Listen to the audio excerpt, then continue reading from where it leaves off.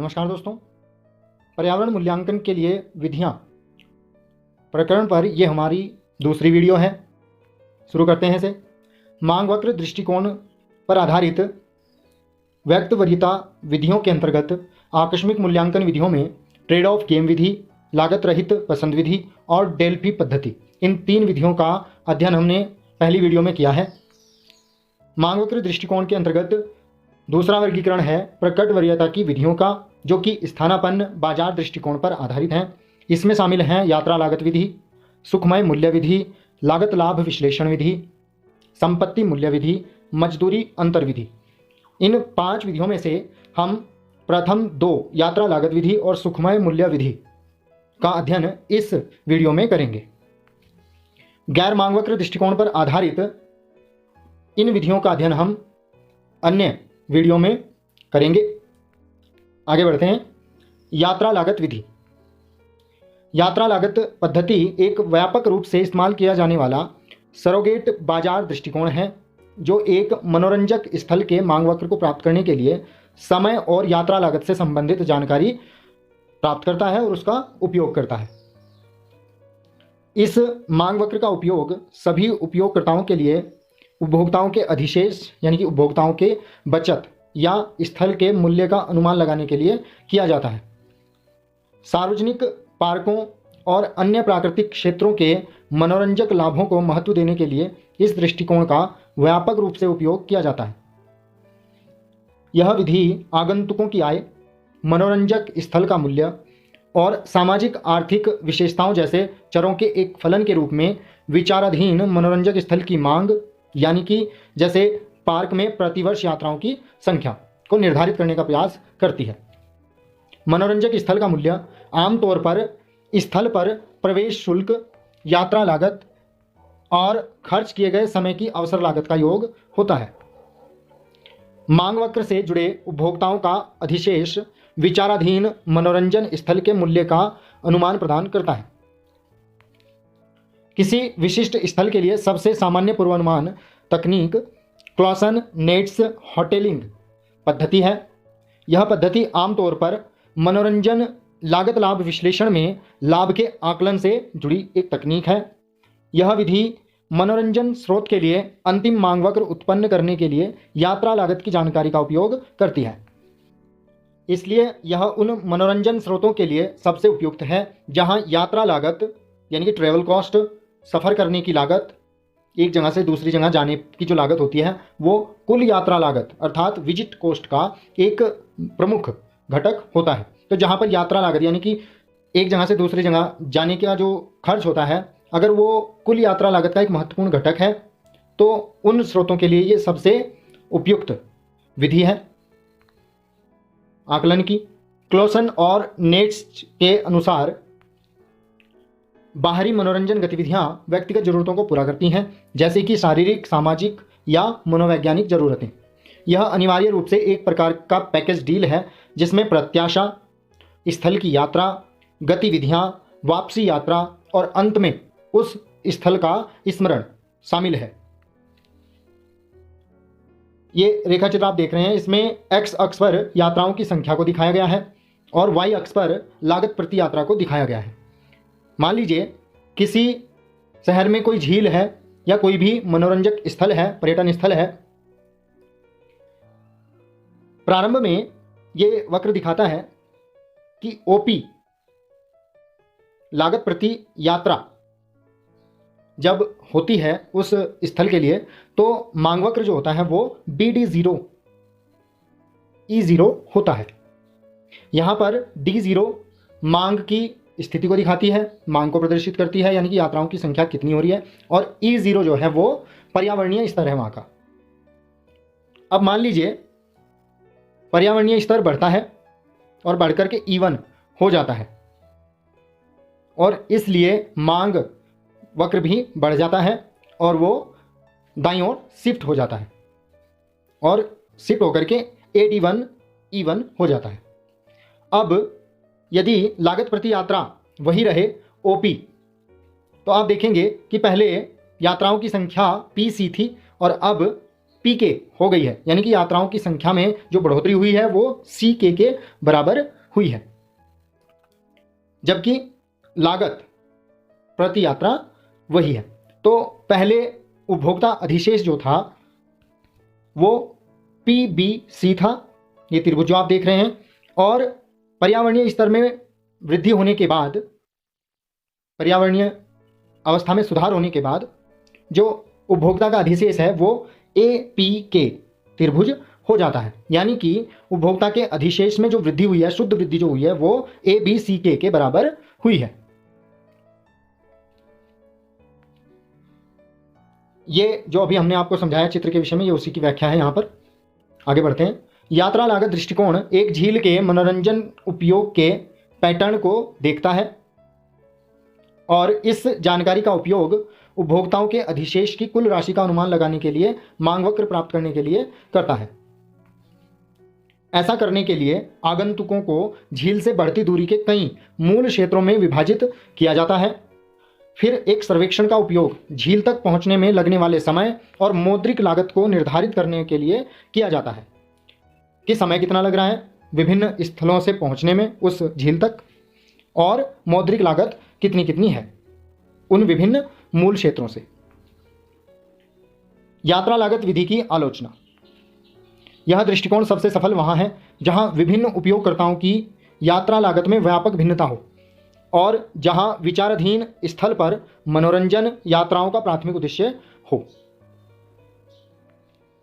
लेकिन रुचि और वरीयताओं में व्यापक बदलाव और स्थल से अलग अलग दूरी पर स्थानापन्न स्थलों की उपलब्धता, यानी कि अलग अलग दूरी पर यदि और मनोरंजक स्थल हैं, पर्यटक स्थल हैं, तो उनकी उपलब्धता भी मांग अनुमानों को विकृत करती है और उपभोक्ताओं के जो रुचियां हैं, जो वरीयताएं हैं, उनमें भी बदलाव होता रहता है। तो इस वजह से भी मांग अनुमानों में विकृति आ जाती है, अशुद्धियां आ जाती हैं।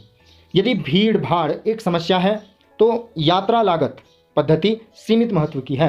मनोरंजक गुणवत्ता को प्रभावित करने वाले छोटे बदलाव का मूल्यांकन करना इस पद्धति का उपयोग करके मुश्किल हो सकता है। यात्रा लागत पद्धति की मूल धारणा यह है कि उपभोक्ता प्रवेश शुल्क में वृद्धि को यात्रा लागत में वृद्धि के बराबर मानते हैं। अब ये जो इसकी मान्यता है, मूल धारणा है, इस पर भी जो आलोचक हैं वो सवाल उठाते हैं। इस पद्धति से जुड़ी एक और समस्या यह है कि यह मानती है कि मनोरंजन की गुणवत्ता शून्य प्रवेश शुल्क पर उपयोग से लेकर वर्तमान प्रवेश शुल्क पर पूर्ण वर्तमान उपयोग तक की सीमा पर स्थिर रहती है।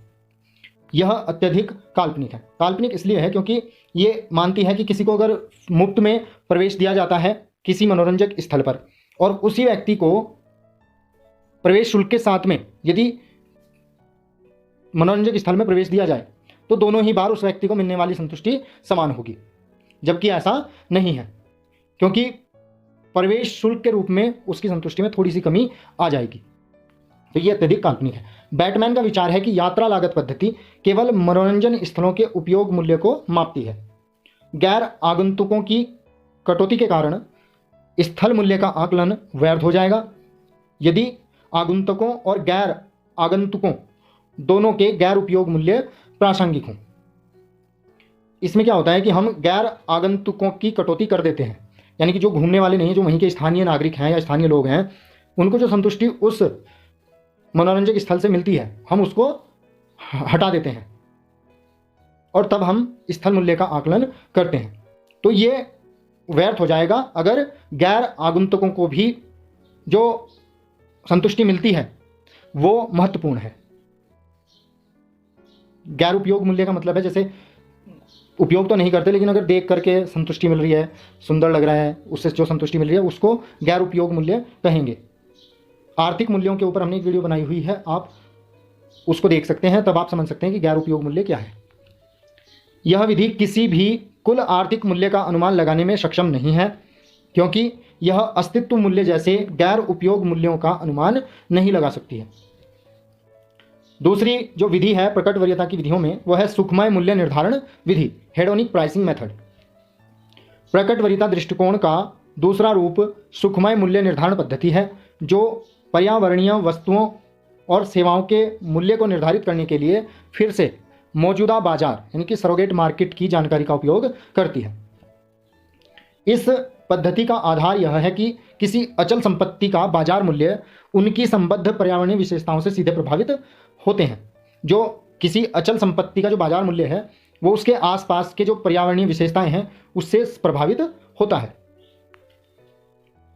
एक आवासीय संपत्ति खरीदने में उपभोक्ता संपत्ति की कीमत और इससे प्राप्त होने वाले लाभों के बीच समझौता करके अपनी उपयोगिता को अधिकतम करने का प्रयास करता है। तो ये देखता है कि संपत्ति की कीमत कितनी है और इससे मुझे प्राप्त लाभ कितने हैं। संपत्ति से प्राप्त लाभों में शामिल हैं किसी कार्यस्थल और स्थानीय सुविधाओं के लिए संपत्ति की निकटता, परिवहन नेटवर्क तक पहुंच, इसका परिदृश्य सौंदर्य यानी कि इसका जो देखने में सौंदर्य है वो कैसा है, संपत्ति का आकार और डिज़ाइन, प्राकृतिक विशेषताएं जैसे पर्यावरणीय लाभ, शुद्ध हवा है, शुद्ध जल है, शांत वातावरण है, इस तरह के पर्यावरणीय लाभों को वो देखता है। सुखमय मूल्य पद्धति की अंतर्निहित धारणा यह है कि किसी संपत्ति की कीमत उससे प्राप्त होने वाले लाभों के समुच्चय से संबंधित होती है, यानी कि सेट ऑफ प्रॉफिट से संबंधित होती है किसी संपत्ति की कीमत। यह विधि इस परिकल्पना पर आधारित है कि व्यक्ति वस्तुओं के लिए जो मूल्य चुकाते हैं वे पर्यावरणीय और गैर पर्यावरणीय दोनों विशेषताओं को दर्शाते हैं। यानी कि जो व्यक्ति किसी वस्तु के लिए मूल्य चुकाएगा वो मूल्य केवल उस संपत्ति के लिए नहीं होगा बल्कि वो पर्यावरणीय विशेषताओं को भी ध्यान में रखेगा, साथ ही साथ वो संपत्ति से संबंधित जो संरचनात्मक संबंधी विशेषताएं हैं उनको भी ध्यान में रखेगा। तो दोनों ही प्रकार की विशेषताओं को ध्यान में रखता है और तब वो किसी वस्तु का मूल्य देता है। निहित कीमतों को कभी कभी सुखमय कीमतों के रूप में संदर्भित किया जाता है जो संपत्ति के पर्यावरणीय गुणों से संबंधित होती है।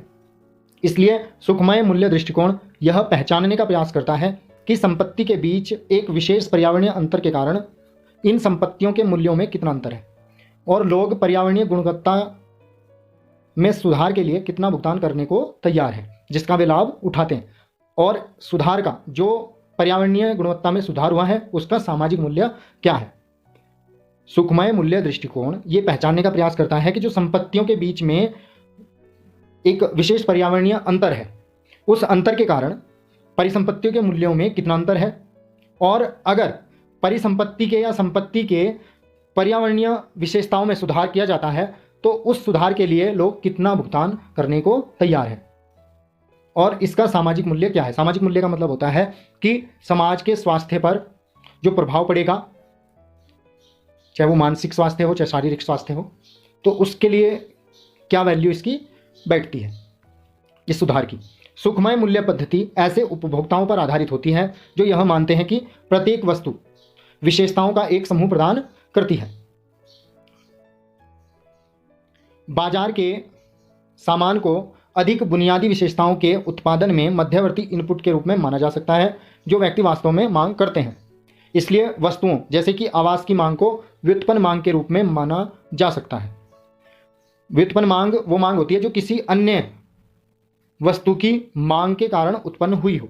यानी कि आवास की मांग अगर कोई कर रहा है कहीं पर तो इसका मतलब ये हुआ कि वो केवल आवास की मांग नहीं कर रहा है बल्कि वो उस आवास को इसलिए खरीद रहा है क्योंकि वहाँ पर पर्यावरणीय विशेषताएं ऐसी हैं जैसी उसको चाहिए, तो इसलिए वो उस आवास की मांग कर रहा है, अन्यथा वो कहीं और आवास खरीद लेगा।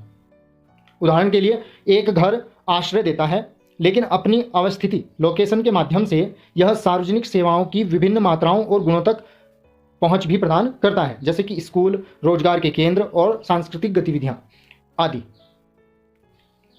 इसके अलावा यह पर्यावरणीय वस्तुओं की विभिन्न मात्राओं और गुणों तक पहुंच सुनिश्चित करता है, जैसे कि खुली जगह, पार्क, झीलें, प्राकृतिक दृश्य आदि। तो अगर किसी आवास की मांग हो रही है, उस घर की मांग हो रही है, तो केवल इस वजह से नहीं हो रही है कि रहने के लिए चाहिए, बल्कि वो इस चीज़ को भी देखेंगे, जो खरीदार है वो इस चीज़ को भी देखेंगे कि आसपास का जो माहौल है वो कैसा है, लोकेशन कैसी है, सुविधाएं किस प्रकार की हैं।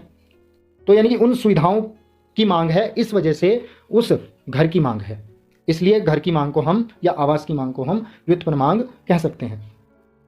एक घर की कीमत संरचनात्मक विशेषताओं जैसे कमरों की संख्या, गैरेज, भूखंड के आकार आदि और क्षेत्र की पर्यावरणीय विशेषताओं जैसे कई कारकों द्वारा निर्धारित होती है। किसी भी आवास इकाई के घर की कीमत पीआई का वर्णन करने वाला सुखमय मूल्य फलन इस प्रकार से है।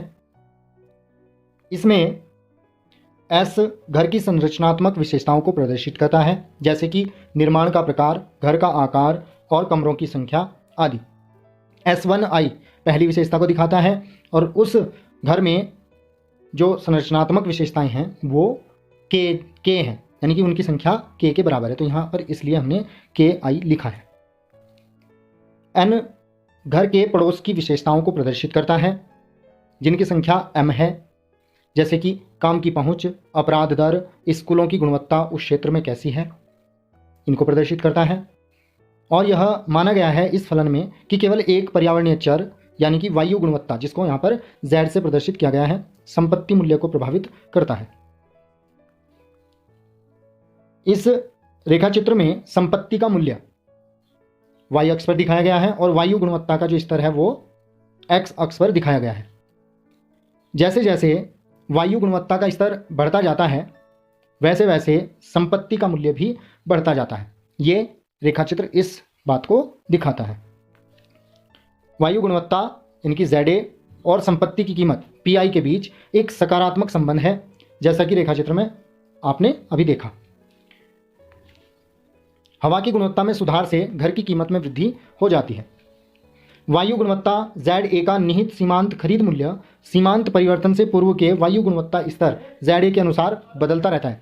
जैसे कि आप इस चित्र में देख रहे हैं, अगर उस किसी क्षेत्र विशेष में वायु गुणवत्ता का स्तर उच्च है पहले से ही, तो वायु गुणवत्ता में होने वाली वृद्धि का जो मूल्य होगा वो घटता हुआ होगा, यानी कि ये सीमांत उपयोगिता ह्रास नियम को यहाँ पर दिखाता है। क्योंकि वायु गुणवत्ता का मूल्य ज़्यादा तब होगा जब वायु गुणवत्ता का लेवल कम होगा, और अगर किसी क्षेत्र विशेष में वायु गुणवत्ता का स्तर जितना ज़्यादा बढ़ता चला जाएगा, कीमत तो बढ़ेगी लेकिन गिरती हुई दर से। ये इस चीज़ को दिखाता है। विभिन्न वस्तुओं की विशेषताओं के अलग अलग लाभों का आकलन करने के लिए सुखमय मूल्य पद्धति एक अच्छी तरह से स्थापित तकनीक बन गई है। आवास के मामले में इन विशेषताओं में न केवल बुनियादी संरचनात्मक और सुविधा संबंधी विशेषताएं शामिल हैं, बल्कि स्वच्छ हवा परिदृश्य और स्थानीय पारिस्थितिक विविधता जैसे ही पर्यावरणीय विशेषताएं भी इसमें शामिल होती हैं। इस प्रकार जब एक विशेष नीति लागू की जाती है जिसका स्थानीय पर्यावरण पर बहुत बड़ा प्रभाव पड़ता है, तो सुखप्रद विधि सुविधा लाभों में परिवर्तन का अनुमान लगाने का एक उपयोगी तरीका प्रदान करती है। तकनीकी प्रगति के कारण सुखमय मूल्य निर्धारण पद्धति को अपनाना तेजी से संभव हो गया है। तकनीकी प्रगति भौतिक स्थानों को डिजिटल रूप से मैप करने, उनकी मैपिंग करने के लिए,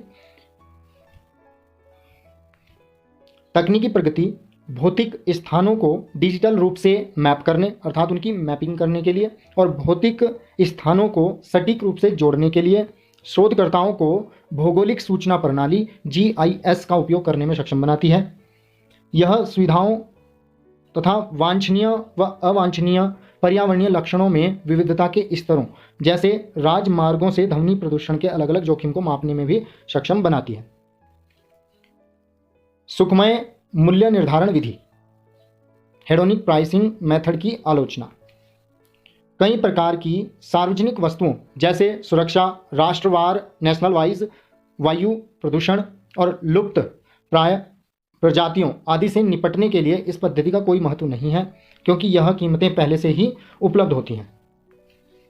किसी क्षेत्र द्वारा वर्तमान में स्थानीय लोगों को प्रदान किए जाने वाले पर्यावरणीय लाभों का अनुमान लगाने के लिए इस पद्धति का उपयोग किया जा सकता है, लेकिन वास्तव में यह मजबूती से उन लाभों की भविष्यवाणी नहीं कर सकता है जो भविष्य के सुधारों से उत्पन्न होंगे, क्योंकि वे सुधार मौजूदा फलन को स्थानांतरित कर देंगे। इसलिए भावी सुधारों से उत्पन्न लाभों को मापना सुखमय मूल्य निर्धारण विधि से संभव नहीं है। एक अन्य समस्या यह है कि क्या किसी व्यक्ति की धारणाएं और परिणामी संपत्ति खरीद निर्णय प्रदूषण और पर्यावरणीय गुणवत्ता के वास्तविक या ऐतिहासिक स्तरों पर आधारित है। यदि अपेक्षाएं और वर्तमान प्रदूषण या पर्यावरणीय गुणवत्ता अनुमान द्वारा मापी गई कीमत परस्पर समान नहीं है, तो स्पष्ट रूप से खरीद से प्राप्त मूल्यों से संबंधित समस्याएं हैं। मान लीजिए वर्तमान प्रदूषण या पर्यावरणीय गुणवत्ता के अनुमान के द्वारा किसी संपत्ति की जो कीमत तय हुई है, जो आकलन हुआ है कि ये इतने रुपये की संपत्ति है, और जो खरीदार है उस संपत्ति का उसने अपनी अपेक्षाओं के अनुरूप जो कीमत दी है या जो कीमत लगाई है उस संपत्ति की, उनमें अगर अंतर है तो सीधी सी बात है कि खरीद संबंधी जो खरीद से जो प्राप्त मूल्य होगा वो और सुखमय मूल्य निर्धारण विधि के द्वारा जो तय मूल्य है उनमें काफ़ी भिन्नता देखने को मिलेगी। भविष्य की पर्यावरणीय गुणवत्ता के संबंध में अपेक्षाएं वर्तमान खरीद को उस स्तर से दूर कर सकती हैं जो वर्तमान विशेषता स्तरों द्वारा निर्धारित है।